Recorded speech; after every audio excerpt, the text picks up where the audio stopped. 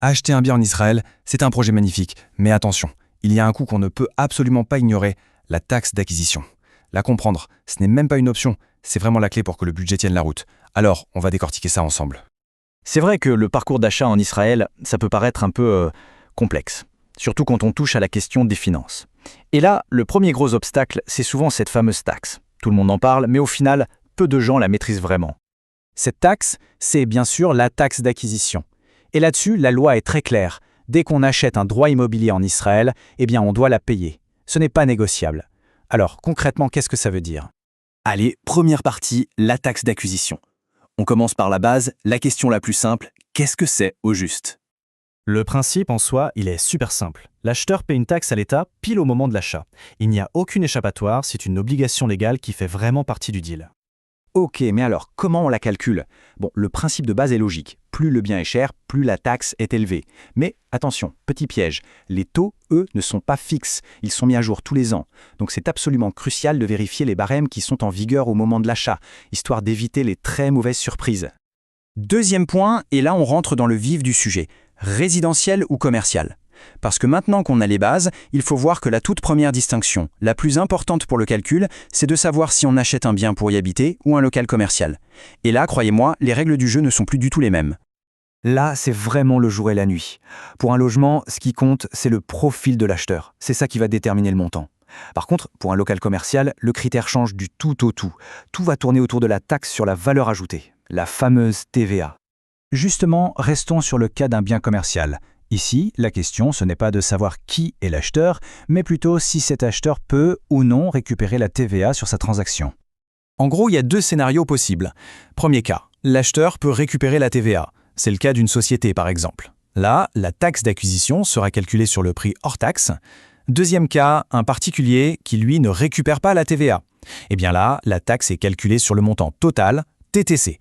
Et la différence sur le chèque à la fin, elle est loin d'être anecdotique. Troisième partie, le statut de l'acheteur. Allez, on passe au cas qui va concerner la majorité d'entre nous, l'achat d'un bien résidentiel. Et là, on oublie complètement la TVA. Tout va dépendre de la situation personnelle de l'acquéreur. Le point absolument crucial, c'est celui-ci. Est-ce que le bien qu'on achète sera la seule et unique résidence ? C'est vraiment le critère principal qui va décider du taux d'imposition qui s'applique. À partir de là, il y a deux chemins bien distincts. Le premier, c'est pour l'achat de sa résidence principale et unique.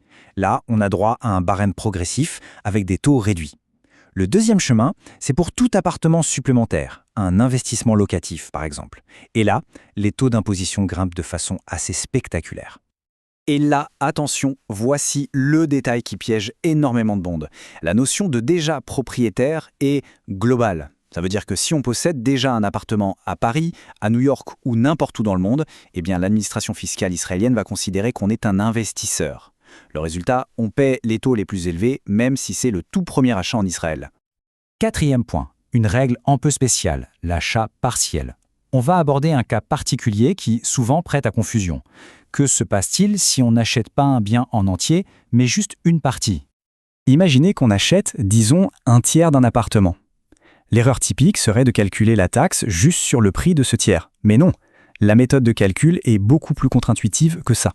En fait, le calcul se fait en deux temps. Premièrement, il faut calculer la taxe sur la valeur totale du bien, comme si on l'achetait en entier. Deuxièmement, on prend ce résultat et on le multiplie par la part qu'on achète réellement. C'est une nuance, mais elle est cruciale et elle change absolument tout au calcul. Et enfin, cinquième partie, les points clés à retenir. Pour finir, on va résumer les quelques points essentiels à garder en tête pour s'y retrouver. En fait, tout se résume à 4 questions simples à se poser. Première question, est-ce un bien résidentiel ou commercial ? Deuxièmement, si c'est commercial, est-ce que la TVA est récupérable ? Troisième question, si c'est résidentiel, est-ce que c'est la seule et unique propriété qu'on possède n'importe où dans le monde ?